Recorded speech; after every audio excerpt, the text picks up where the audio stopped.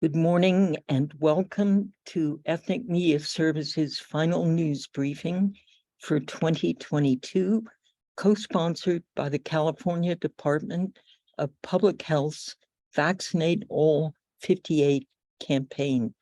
Thank you all for joining.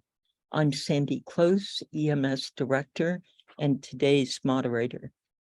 The COVID-19 pandemic, its disproportionate impact on specific groups, and questions about disparities in healthcare access have dominated many of our briefings.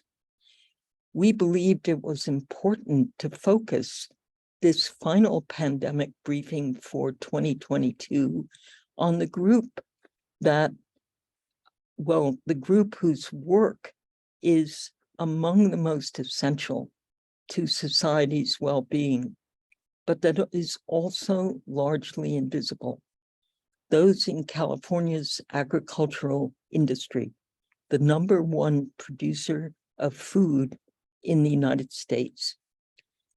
More than 800,000 people work on California's farms and at its packing facilities. They produce almost 2/3 of the nation's fruit and nut supply and about 1/3 of its vegetables. 18% of all dairy products consumed in the United States and 3/4 of all medium grain rice.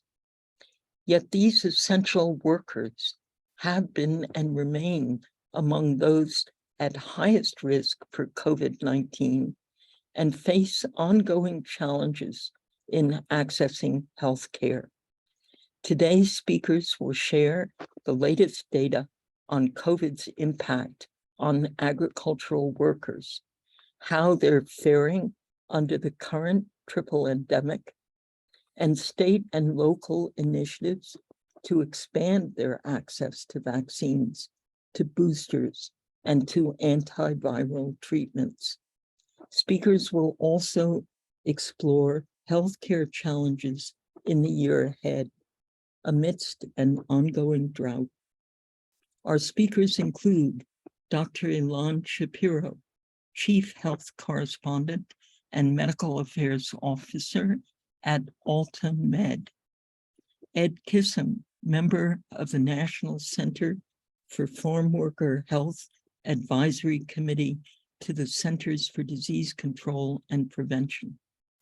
Noé Paramo, Director of the Sustainable Rural Communities Project at the California Rural Legal Assistance Foundation, and Arsenio Lopez, Executive Director of the Mixtec Indigenous Organizing, a community organizing project known as MICOP. Reporters, enter your questions in the chat box, and we will take questions today at the end of the briefing, but our speakers will monitor your questions, and those that they can answer in the chat throughout the briefing, they will do so. Speakers, please speak slowly for our interpreters in Spanish, Korean, and Mandarin. We will send a video to all participants this afternoon, along with extended bios of our speakers and a media advisory summarizing critical information from each of our presenters. And now we're pleased to begin with Dr. Ilan Shapiro. We welcome you, Dr. Shapiro, and look forward to an overview from you on the state of health, especially during the pandemic, of our agricultural workforce. I'm going to, first of all, thank you so much. Even though that my complete experience right now for the past 7 years has been in Altamed, from LA County to Orange County, serving more than 400,000 patients, I worked in Fort Myers, Florida, that I was serving a lot of migrant workers. And the reality is that we have had really good moments during the pandemic and some things that we need to continue making sure that we can fix and improve for the health of our communities. The first thing is that the way that we deliver healthcare in 2019, from education, communication, and of course, all the campaigns that we were doing were quite different. We knew that going to our farm workers was essential and important, but we never felt that until we were struggling in 2020, when most of the communities were at home. They were out there making sure that we had opportunities to have something to feed our families, and they were getting exposed, and also working as an essential worker for our community. Right now, the things and take home messages that I take at this moment is, how can we better communicate?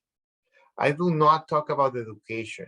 Education, it could be a degree, MBA, a doctorate level thing. Right now, our communities need information. And how are we going to deliver that information? We have seen in California, we actually put a lot of coverage out there, from radio when they were working, to actually going out there and talking one by one to make sure that they understood the importance of being protected, being there for their families, and having that equal opportunity to treatments and preventive services. Then COVID-19 right now opened a lot of conversations for our communities, from farm workers and other essential workers, to the point that now we know that we need to start putting concordant doctors in areas that our communities need it. When we went to the fields, when we go out there and do the campaigns, and they hear me speaking Spanish, or actually we can bring some other indigenous languages, they smile. And maybe I do not understand Quechua or other languages out there, but at the moment that we are there and we try to mix and match the best way that we can, that actually serves the community. Because the cultural aspect of herbs, of medications, and other things are essential part of how are we delivering care in our fields for that specific community. COVID-19 hurt our community. We know that at the moment that they live in certain close quarter areas, the possibilities of getting infected were higher. And not only that, the complication rate when you have diabetes, hypertension, that a lot of our community actually has, it creates more waves and problems. And I take right now, and I'm going to switch a little bit to the story of the campaign that Altamed did with Andale que Esperas, and we were actually partnering also with Vaccinate 58. We were out there and making sure that we were creating content in a fun and informative way. That way we can actually share it via WhatsApp, via social media, and most importantly, having that one-to-one conversations. Then that's the key here. The problem is not that we do not have resources. The problem is, how are we going to use the things that we know right now? Because we had from 2020 until 2022 to learn a lot about COVID-19. And of course, the importance of making sure that the gaps for social determinants of health are closed. When we have both of them, that's the moment that our communities, farm workers, their kids and families get better. Because the vaccine, it's not against COVID-19. That vaccine is against injustice. That vaccine is against a lot of other things that we have around our community. Then right now we need to bring more vaccines to our communities. Health, wellness, mental health, because being there, it's a struggle and it's hard. Recognizing the things that we have and making sure that we are helping our community leaders. And a shout out for all the promotores and promotoras de salud, for all the community health workers that were there on the fields, and they were doing amazing job. Me as a doctor, I can tell you for sure that I can, even if you give me all the money of the world, all the hospitals, all the doctors, I can just change 20% of the healthcare wellness of someone. that 80% depends on information and the things that happen literally where they live. Then that's why creating this type of conversations, highlighting the opportunities that we have. It could be technology, it could be our amazing promotores and promotoras, our community health workers. We need to choose and make sure that we do not roll back to 2019. It's essential for our community and it's essential for the entire country to make sure that our farm workers are healthy, taken care of. And if it's COVID-19, influenza, diabetes, hypertension, any of these things that we are struggling with need to be accounted for and the resources given. Because how essential is oxygen? How essential is our food? How essential is to be together with the family? Thank you. Thank you, Dr. Shapiro. Could I ask one quick follow-up question? You are someone who is based in Los Angeles, so you have a strong sense of COVID's impact on urban dwellers as well as rural and agricultural workers. How would you compare to how would you describe the vulnerability of farm workers to the pandemic and the infection rate that farm workers experienced compared to urban immigrant populations? We do have limited data, but the stuff that I have read, and you compare the possibilities of getting infected at the moment that you're co-living with more people, you're working, the only advantages that they were having, they were actually living on an, working an open field. And at least that creates a little bit of shelter, but they were coming back to, quarters with a lot of people sharing a lot of things, and the exposure was real and it was there. There was no, idea of, take your space, take your time, take yours. And a lot of the times, because of disinformation and misinformation, a lot of the conversations were hard and very difficult. And a lot of them actually suffered, not because of, not the ability of having the vaccines, but not the ability of having a conversation with someone that would understand where they were coming from and what was the real question about being harmed, about, what if I cannot work, I cannot, produce for my family. Then there were a lot of things that were not accounted for in rural areas that I hope that we start changing that. You referenced the lack of doctors in rural communities. This is one question that comes through the chat that I'll ask before we move on to our second speaker. Do you think the number of doctors in rural communities or the number of clinics has increased as a result of the pandemic, or have people trained themselves to become community healthcare workers to help fill the void, or both? Sandy, I'm going to give you my wish list right now for Christmas. Great. And the thing that we have in California is that a lot of the times we do not have concordant doctors. What do I mean with this? That, usually, and there's a lot of literature regarding this, when you have a doctor that speaks your language or understands your language or your culture, you can actually have better impact on outcomes of diabetes, hypertension, and other things around this. Then sadly, right now we have seen a huge amount of doctors, nurses, and just health workers that chose to actually leave the field of medicine. Then California is actually suffering. We do have a lack of doctors, nurses, and healthcare workers. Then this was amplified during COVID-19, burnout, and a lot of other factors. Then my true answer is that, I would love California to produce more doctors in the UC system. I would love to actually have more rural programs there.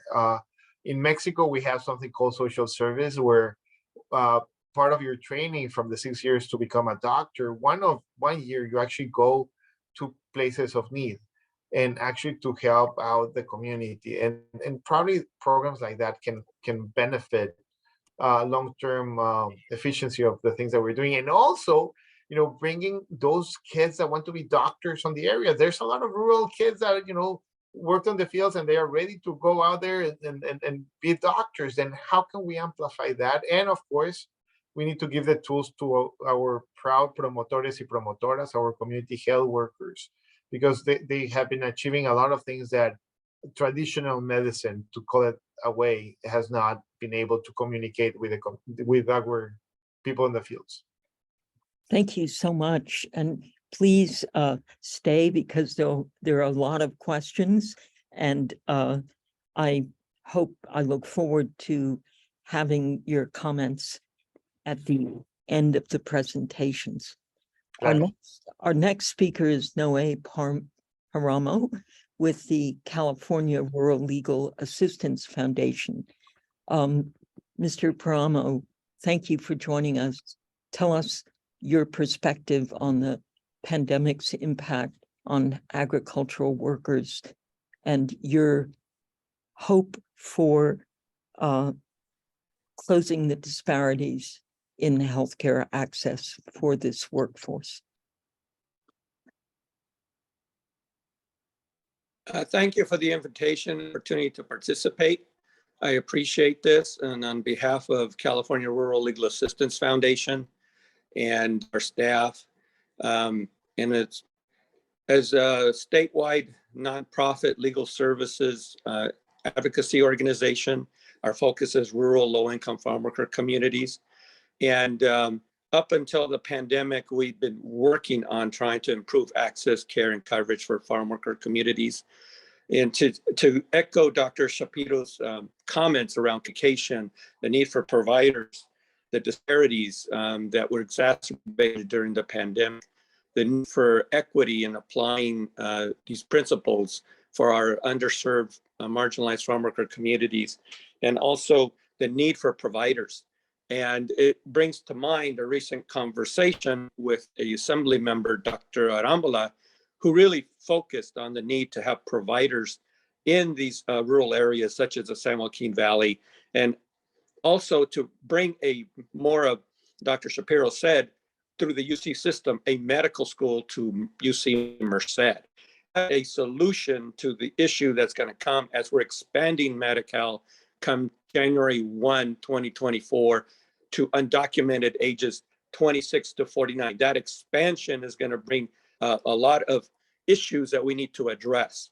And as leading up to the pandemic, CRLA Foundation, working with Senator Ana Caballero, spearheaded a funding policy, fiscal policy, to update farm worker health data that was over 20 years old, and it landed at UC Merced. And UC Merced has completed the study they interviewed over 1,100 farm workers and hundreds of medical exams, and to gather this up-to-date data and to address these social determinants of health, demographics, and these health behaviors. And these results will be disseminated soon. They're going through the California Department of Public Health approval process, and they will be disseminated to the policymakers, stakeholders, and so forth. So that's being done. And when that hit, then UC Merced said, we need to really address the pandemic aspect. And they held a conference and brought together researchers to really look at these issues that have been highlighted in terms of the housing, the access, the geography, the gender, the language, the cultural aspects are critical parts. But to also understand some of the data that's coming out is that even with the proposed expansion of Medi-Cal to the 26 to 49 working age farm workers, we know that around 40% are not going to be eligible for the expansion of Medi-Cal. And that's because they're going to be over income primarily. And so as a result, along with UC Merced, Sierra Leone Foundation, working with Joel Denver, consultant, and Julian and Dr. Kassam and his input, we obtained a grant from the Robert Wood Johnson Foundation to look at policy options, to see how you can expand Medi-Cal and address this gap in coverage that's going to happen to farm workers. So we're in the process of that. And so we anticipate that concluding in May. In between, there will be at the Insured, the Uninsured Conference, the information updated then will be disseminated. And we also look to provide that broadly. So we're still gathering information. As Dr. Shapiro said, we need to get this together because we need to shape these policies that are going to address these inequities in our communities. So that's at the high policy level. And at Sierra Leone Foundation, when we were working to address the pandemic as it hit, we partnered with UC Davis and established the Autolit project to bring mobile testing vans to 4 counties in the San Joaquin Valley: the Yolo, Stanislaus, Ramad, and Modesto, Fresno, and Madera. And this was to address these issues of access, to get them tested. As Dr. Shapiro eloquently said, these challenges that were being faced. What we learned from this was the disparity in the terms of testing, vaccinations being done, the gaps being done. And we also learned how many folks being tested or not tested county. And we see that even though there were some rates were modest, by and large, our Latino farm worker communities were lower. And that's why these types of solutions were done. The other thing that I think I had to really emphasize, that working with UC Davis on this project really saved lives, because without that, it would have been even more of a drastic situation in these communities. And it doesn't end there. We continue to work with UC Davis and to address these inequities in our communities. One example is we developed a fact sheet that really addresses COVID-19 in Stanislaus County, where I'm at. And is the way of communication is we need to bring this from a high level policy to community friendly information, so that our community, through the promotoras, we work with also West Modesto Community Collaborative, that they know this information and that they can provide this information to the elected officials and the public health stakeholders. And this data really shows what happened in Stanislaus County, and I'm happy to forward it out and be shared. And we look at the testing that was done over an 18-month period. We look at the demographics. We look at the vaccination rates. And for example, the vaccination rate in Stanislaus County was 68%. But when you look at through the Autolit project, it went down to 44%. Very drastic. And that was our farm worker, immigrant Latino communities that were really having that gap. So there's need to address equity there. And as we see these surges, particularly in Fresno and the San Joaquin Valley, COVID-19, we still need to be working towards these solutions to get access and to get the testing and vaccinations and boosters out there in our communities. So I'll stop there. I'll be more than happy to answer any questions, and thank you very much for the opportunity. There's so many questions that I'm almost hesitant now to wait until the final presenters, but just one quick question for you and a quick question for Dr. Shapiro. The question for you is about Medi-Cal expansion. Are you saying that we need to expand the parameters of who qualifies for Medi-Cal to ensure that more farm workers are eligible? What is your thinking on the expansion of Medi-Cal for the agricultural worker population. And that's the objective of the study that we're undergoing right now, and to develop what are these policy options for expanding Medi-Cal and other coverage to farm workers. So not well, we're only looking at Medi-Cal, but also covered California and the options under covered California. For example, we just learned that Washington State was approved a Section 1332 waiver to expand coverage through the covered through their exchange. The issue is going to be, you can do that, but because of the cost, how are you going to provide subsidies, assistance, so that farm workers can purchase that coverage?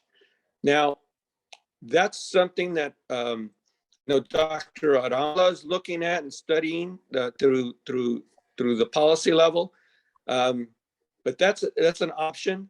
The expansion of the income eligibility for Medi-Cal, but that makes really complicated issues arise. And this is where our study will come up with these objectives and recommendations, and then really see how we can really address reaching our farm worker communities, starting from the communication education part to the eligibility piece. While that's going on, we have to acknowledge this is a very historic accomplishment the state of California has done by incremental steps, trying to achieve universal care for farm workers, the undocumented immigrant communities, started with the young adults, then expanded to with the children, then the young adults, 19 to 26, the 50 and over that started in May of this year, and now the 26 to 49. Historic. Now it's, can we then make this work and implement it for the most marginalized and the most underserved communities, particularly our agricultural workers? And I would also say other workers not included in the urban areas as well as rural areas. So Okay. thank you for that question, and we're happy to convey outcomes as we go forward. Okay, and Dr. Shapiro, a question in the chat of whether the infection rates for farm workers were considerably, we've read in some of the literature, and I think some of the studies that Noe Paramo was referencing, that infection rates for farm workers were something like 2.5 times those of the statewide average. Do you have any data on that?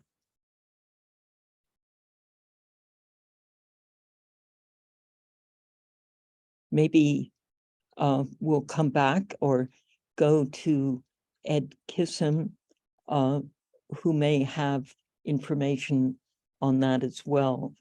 Ed Kissam is a member of the National Center for Farm Worker Health Advisory Committee to the Centers for Disease Control.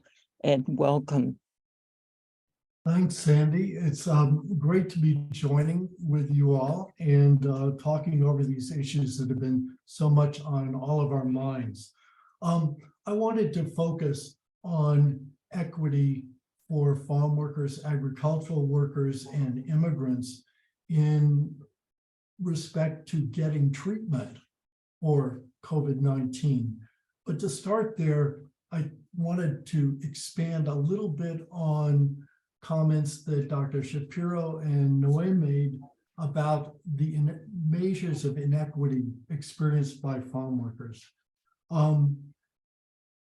California agricultural counties started doing outreach to farm workers in a very uneven way.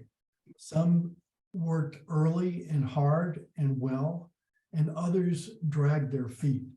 So overall, I'm estimating that about half of California's farm workers are vaccinated. And that's about 20 percentage points below the national average. Moreover, one of the issues that's really crucial at this point with the new Omicron variants is that simply being vaccinated doesn't provide the kind of protection we'd like. We'd really like to see, and for once I'm part of the mainstream, CDC is calling for a huge emphasis on people getting up to date with vaccination. That is getting vaccinated with the latest newly designed bivalent vaccine. Our progress nationally on that front is really worrisome, with only about 14% of the eligible people in the nation having gotten the up-to-date vaccinations. Unfortunately, once again, farm workers are disproportionately left behind with the rate of new boosters, the mRNA boosters, the bivalent vaccine being about 5 to 6% in most of the agricultural counties of California. So that's why treatment is important, because without being up to date with vaccination, there's going to be a disproportionate number of people who are at risk of very serious illness. CDC, several years back, looked at how many Americans are high risk for the factors that make people get serious cases of COVID. And about half of Americans were, 40 to 50% were. However, it's important to remember that another consideration is that it's not just comorbidities, other medical conditions like being overweight, having diabetes, cardiovascular disease. Those aren't the only things that lead to more serious cases of COVID. One is simply being older. So people over 50 years old are much more vulnerable to having serious cases. A particularly crucial issue, I think, in farm worker communities is that pregnancy also makes women more vulnerable to serious cases of COVID. So a real key strategy is going to be getting pregnant women vaccinated, as well as getting older people vaccinated. One of the other issues that's not very much recognized, but really California Department of Public Health really deserves to be commended, because Dr. Tomas Aragon urged everyone who turned out to have a positive COVID test to seek treatment and to explore treatment. And because some of them may have medical conditions that they don't know about, which make them high risk. And moreover, simply being unvaccinated or not being up to date with vaccination also increases risk. So essentially, almost all farm workers are at risk of having a serious case of COVID if they're infected. I wanted to tell you a little bit about a one-stop shopping approach, which the Biden administration articulated back in March, and which University of California, Davis Center for Reducing Health Disparities is implementing, trying to tailor it to the needs of farm worker communities, and that's called Test to Treat.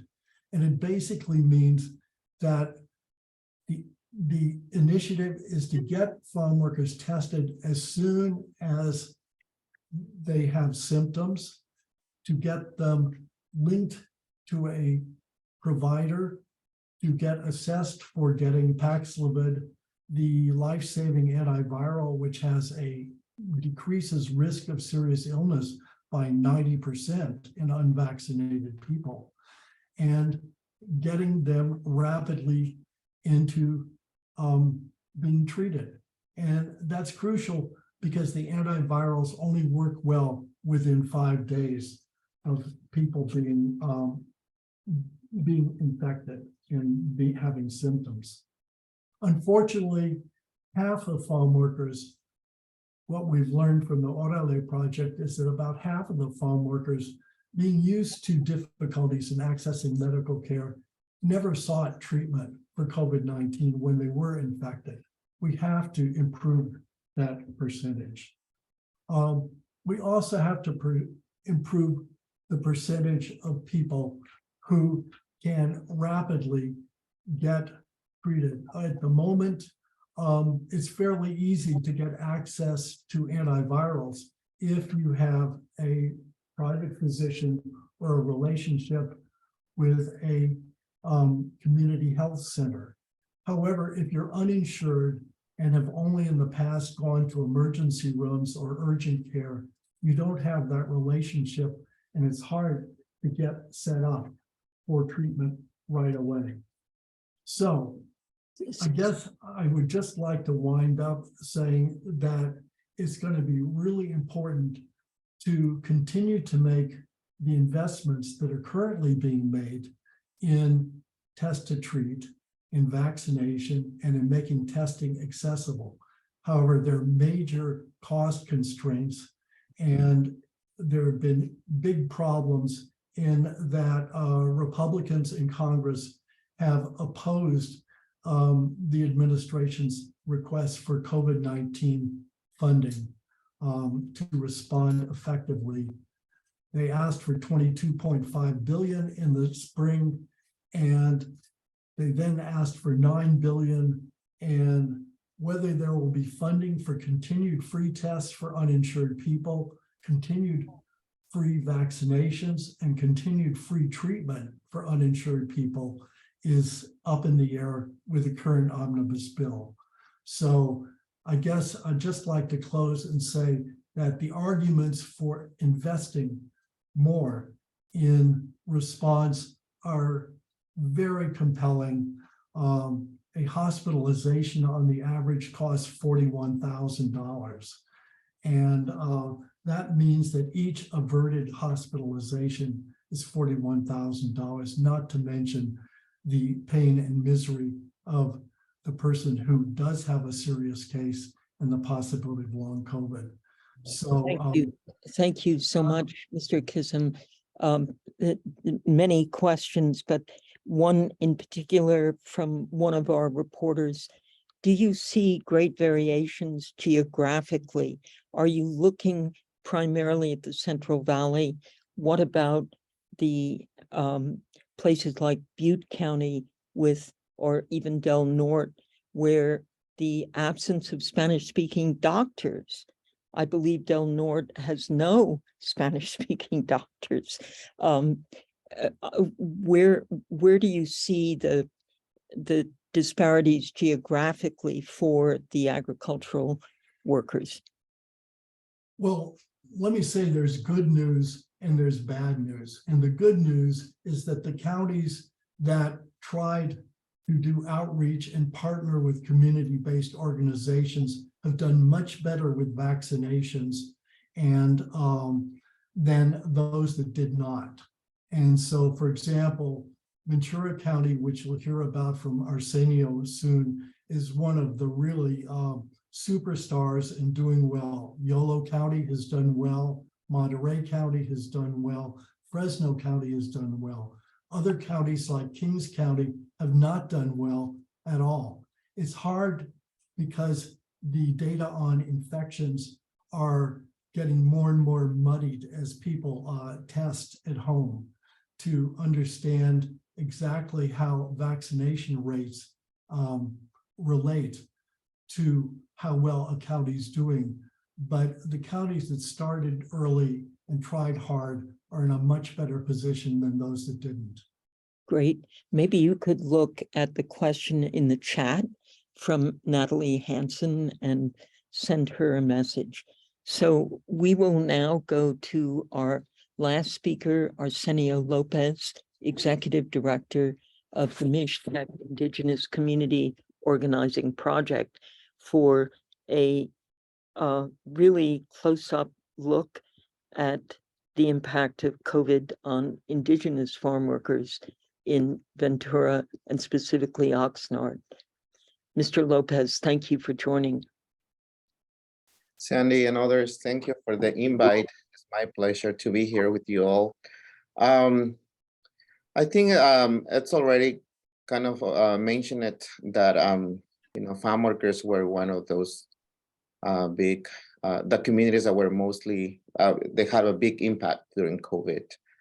We just focused a little bit more into the indigenous farm workers communities. I think our organization for the last 20 years that we are in Ventura County, we're doing a lot of efforts on making sure that there are more awareness of the diversity that exists within our own communities, within the Mexican migrant communities, that we all not speak only Spanish, that we speak our own indigenous native languages. And the state of California, within the indigenous migrant communities, farm workers, I will say Mixtecos is one of the larger indigenous communities, but also we have other indigenous communities that they speak their unique language way different from Mixteco or Spanish. And I think when we had this unfortunate situation of COVID, at least what we saw numbers, one issue for these communities was and continues to be language access. Unfortunately, still we don't see the health system being ready to provide service, to be able to provide services in the linguistically and culturally manners to farm worker communities. I think that we have to move away from only, which is perfect to continue advocating for more Spanish speaking providers, but we also need to be continue having conversation, which we already started a conversation on how do we create system change at a system level that will enable these agencies to be able to serve communities that they don't speak Spanish or English, that they speak other languages. Our organization, I think, during the COVID, which was crucial on doing the outreach and education, was working with promotoras, as have already been mentioned. But I think that is not just about working with promotoras, but I think it's giving the important values that promotoras has. I think one of the things we saw is that it's being more flexibility, or it's being more like willingness from the system of healthcare agencies to be able to work with community-based organizations who has promotoras model and be able to, there's conversations on how the promotoras have been a champions on bringing this information and creating access for those hard to reach, underserved communities members to be able to navigate the health system. And I think that's one of the other thing that we would like to continue doing because of what is already mentioned as, for example, the expansion of medical benefits.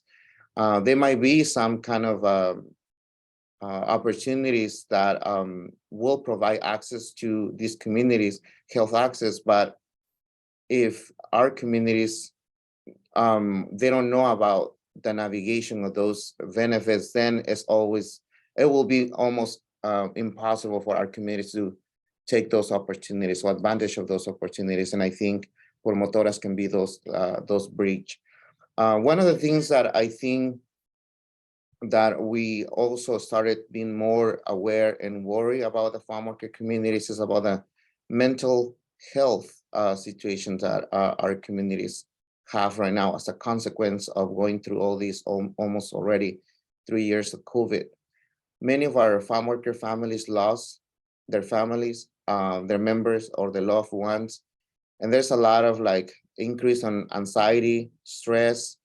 And I think one of the things that I can remember from the stories hearing from farm worker is the mistrust that our communities has with the health system. And there was a lot of miscommunications when COVID was happening. There was a lot of doubts when farm workers they got COVID, if they should go and be hospitalized or not, because there was, as part of the miscommunication or messages that they were getting, they were feeling that if you, based on what they were seeing from other families, is that once they were ended in the hospital, it was for sure they died. Versus those that stay home and taking home remedies for COVID, like tea or any of that, they survive. So I don't know if that's consequence. I think my point is that historically there's been a lot of mistrust between, in our case, indigenous communities, farm worker communities to the Western health, that we need to be aware on how can we continue doing more intentional work on building that trust with our communities. And I think that mistrust or that trust get more impacted when our communities trying to have access to the system and their experience are not being positive.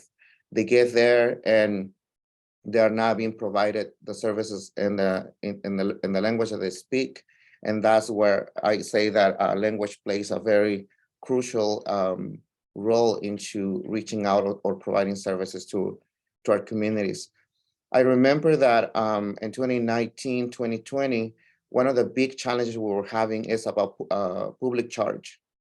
We had to remember, or we had to know that within farm worker communities, indigenous communities, farm workers, at least 60% lacks of immigration legal status.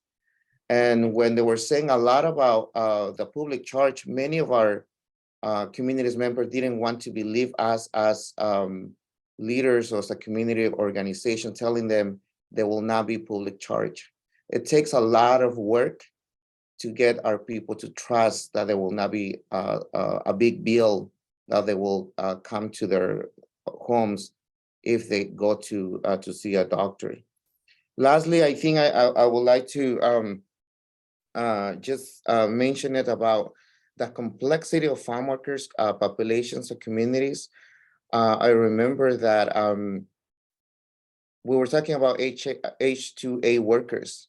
H2A workers is a specific sector of the farm worker population that is almost impossible to reach because we don't know where they are. They're very mobile. They might be here in Oxnard for a week, and they might be moved to up north California next week. And they also, like, these type of programs makes workers very vulnerable because they might be here for temporary, for months.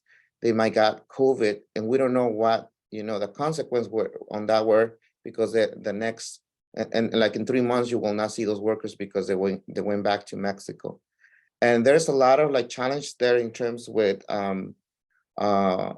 these type of workers, because there were some of them that they know, and there is a narrative that happens within the workers that if they complain, if they say something, that the next time they will not be recruited to come back to work in California.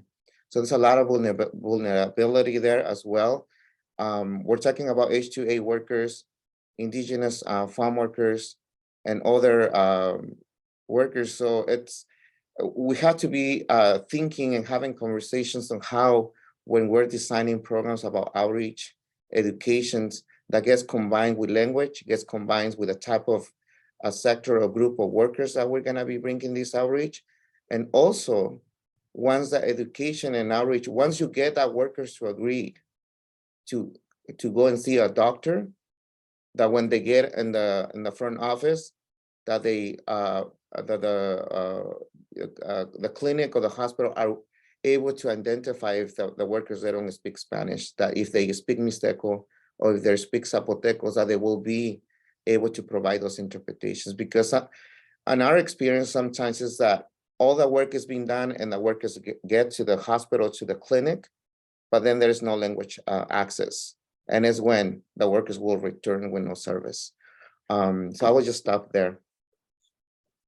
Thank you. Could you tell us just briefly what the state of health in this winter triple endemic, RSV, flu, and COVID?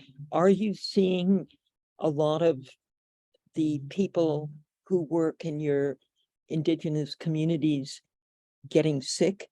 Is there Do you sense an increase, or are things pretty stable? No big increase or decrease? What would you say is the state right now for farm workers in Oxnard? I don't like to say this, but I think I'm worried that we're getting to that phase of making this whole thing normalized, as a way it happens with flu. Definitely, we have seen farm workers getting positive with COVID. But I think my sense is that there is not this feeling of urgency that these cases are being increased, because right now the recommendation, you get sick, just stay home, seek for treatment, make sure you get your vaccine. There's also like farm workers getting COVID testing for home, take COVID testing.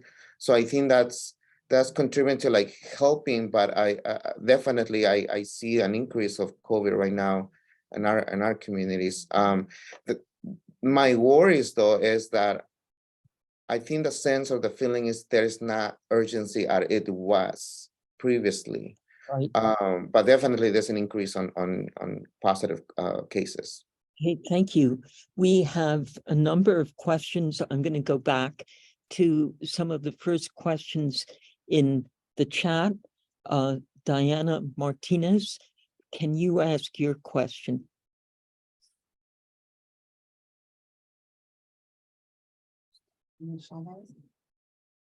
I'm sorry. Diana, Diana Chavez. Yeah, Martinez Chavez. It's me, Sandy. Can you hear me? Yes, please Okay. ask your question. Yes, I'm hearing a lot about the health care workers and the community health care workers that are on the ground to help farm workers. But I'm not hearing a lot about the agricultural companies or the growers and what efforts they have made to help farm workers stay safe, practice social distancing, provide supplies. What role or responsibilities have they taken during the peak of the pandemic and now? Okay, let's ask Noé Paramo for your take on that, and then whoever else wants to add to that response. Mr. Paramo.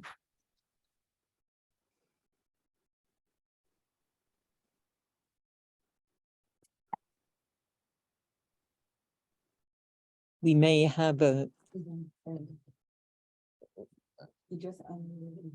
I think there may be a communication glitch here.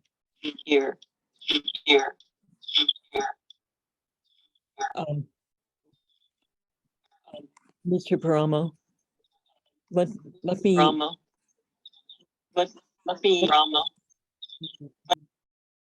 Okay, I'm going to ask one of our other panelists, Mr. Kism. Do you want to take that question on? Sure, I'd be delighted to tell you a little bit about the very good experiences there have been with the National Center for Farm Worker Health's efforts to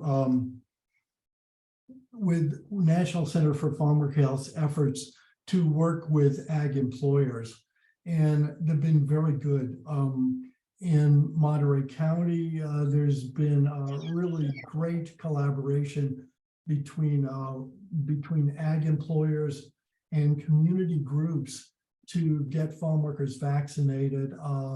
Similarly, I know of good efforts in Fresno County and around the country. And in fact, National Center for Farm Worker Health partnered with ag employers around the country, even in places like Mississippi, to vaccinate H2A workers.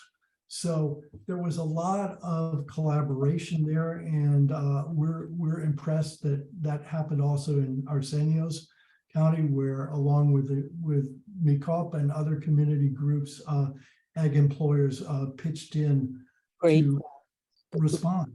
Let me ask Mr. Paramo, I see you're back on track. I hope our communication channel is working. Do you want to add to that, to Ed's response? Yes, so we know from the pandemic and the vaccination efforts in the region that growers were collaborating with the state to get vaccines at their site. And it was being done in parallel to the work that community-based organizations were doing. So it was based on a region or an area where you had, I would say, more friendly growers that wanted to extend and provide that. Otherwise, it would go to the community-based organizations. So for example, in Stanislaus County, where we saw gaps, we worked with the faith-based, the churches on Sundays. Well, we know the workers, that's where they would go on Sundays. And we worked with them to get the permission, the Catholic churches, the diocese, to get access to them so that we could then get the testing and the vaccination and outreach information there. So that was early on. And we know that there was the number of 18, I think it was 18,000, or was it 36,000 vaccines that were allocated to farm workers. And they were being done through these parallel channels of growers and community-based organizations to vaccinate farm workers. And then as we see this tapering off, right, you see it that there has this sense of urgency, as Arsenio said, has dissipated, gone away. And you see these surges coming back up. We also hear from, as a coalition, along with MyCOP and others, through the California Worker Outreach Program, the challenges still exist to get the vaccinations done and to access farm workers where they live and work, because we know it's private property. And so to get information there and also to then connect them to vaccination events. And we've seen an increase in farm workers wanting to get vaccinated, particularly now, because they may be leaving to Mexico and they need to get vaccinated. They need to get the boosters done. So you've seen this springing up of vaccination events throughout the farm worker communities. But very much it's a challenge we cannot let down here. The communication aspect, education and outreach, and also the growers still need to know that this is a challenge, and our communities need to know their rights that they have to access the care. For example, the paid supplemental sick leave when they're ill that is set to expire. So then we're going to need to know what other sick leave do they need to get funding for themselves, because they would be income if they get sick. So it's still very complex. A lot of issues we need to still address as we go forward. And as Ben said, it's just got exacerbated, and it's only going to get more challenging with the drought that's upon us, the climate change that intersects this whole area. Right. Because of time constraints, I'm just going to ask two questions that are on the chat that are related. Nora Estrada asks, if farm workers have COVID and can't work, do their employers pay or support them? Arsenio, what's your experience in Ventura? Somebody else can help me with this, but there's I think it's COVID supplemental paid, sick paid. I think that's the only thing that is available for workers, farm workers, as long as they know. That's one of the biggest challenges too. Like there can be these type of policies, there can be this type of protections, but the other thing we need to remember that farm workers are one of the workers population that is very vulnerable both historically. There's a lot of fears, there's a lot of intimidation, there's don't want because they don't want to lose their jobs. It's even though there is these opportunities available for them, they don't ask for it. So I think sometimes it needs CBOs, community leaders to support them with that. So Dr. Shapiro, your key focus on the importance of education and communication, would you say we're in a stronger position overall in rural communities and especially agricultural worker regions that we've put in place a stronger communications infrastructure? And given that most of us are journalists in the business of communication, what is your call out to us? How do you see ethnic media helping you with sustaining the communication you've focused so heavily on? We're drastically better than 2019. That's a reality.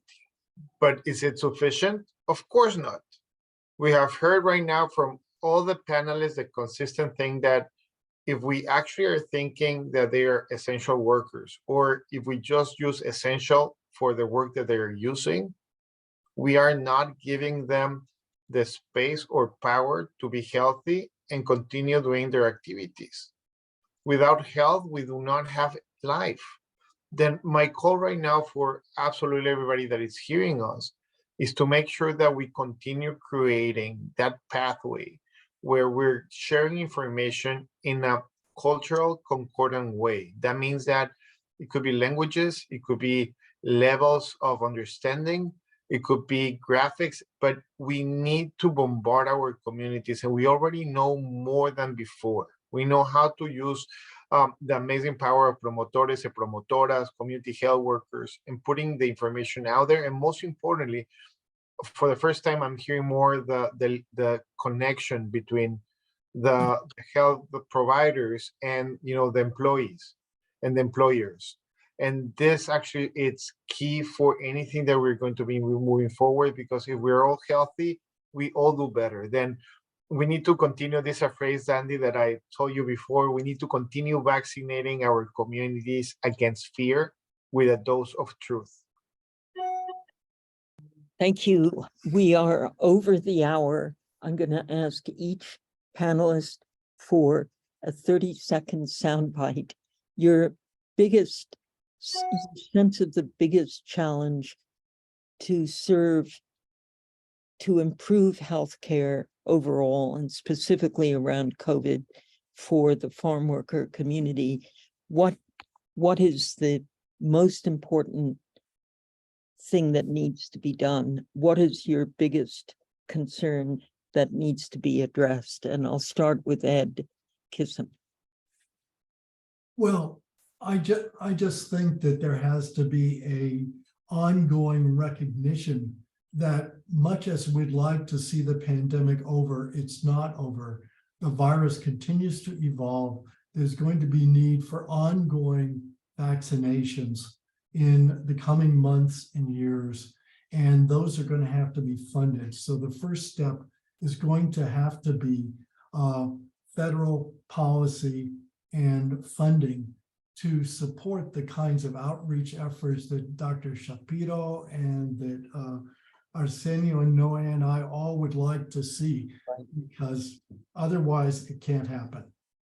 Fine, thank you. Mr. Paramo, your biggest wish list for, as we start 2023, for improving farm worker healthcare? Gracias. Thank you for this opportunity. I am persistence, communication, working with the trusted community-based organizations and networks that have the credibility with the residents, with the farm workers, with the community. And we need to continue to support them and uplift them, and to make sure they stay connected. And then we also then work to make sure the elected officials and those decision makers understand that the farm workers are an essential part of our life, and that we need to take care of each other. And that this is during the holidays. That's a message we need. Necesitamos cuidarnos. We need to take care of ourselves. Thank you. Thank you. Arsenio Lopez, the most important priority for you, is it language access? Language access, and also during the COVID, I saw many caravans going around and say thank you to farm workers, which was beautiful, was great. I think, and I would like to invite and remind all of us that it should go beyond that. It should go to concrete actions to recognize farm workers that they are human beings, that we all are eating food, especially under COVID. If they were not for farm workers, our family would not have food, and we need to make sure that they have food in the tables as well. I hope that they can get a better pay. The pay should be increased, and not just to exploit them and then dispose them as they were not humans, because many of the policies we are seeing, that's what is going to. They bring them, they're young, strong, and then they bring them back, which is not acceptable. And Dr. Shapiro, your final soundbite for us on the priority you see for 2023. Life. We need to return to life. And the way that we construct that is making sure that we're eating right, we're taking care of ourselves. Mental health will be something that it will be extremely important for 2023, and other things that the fourth pandemic that we're seeing right now, the fourth wave of stuff, that it's disinformation and misinformation, the distrust of white coats, the distrust of science, the distrust of vaccination, that took many decades to actually build up, right now has been practically destroying a lot of the fields. They have heard a lot of chismes, like gossip regarding things, and we need to be present, we need to close the gaps, and we need to answer the questions the way that our community wants to hear them. That means that we need to be based in evidence-based information with a cultural and concordant way that is important for our communities. And thank you so much. Thank you to all four of our speakers, to our media and interpreters. And if it's all right with you, our speakers, I think there will be people who want to contact you for follow-up information. And I realize we're heading into the holidays, but if we send out your email and people reference today's briefing, I hope you'll give a moment to respond, because you've really underscored for all of us the extraordinary importance of communication, of test to treat, of the gaps that remain, and as Arsenio put it, the danger of normalizing COVID as if somehow we've moved past, whereas we clearly haven't. Thank you so much. Look forward to continuing these communications with you and sending you very best wishes for the holiday season. Thank you.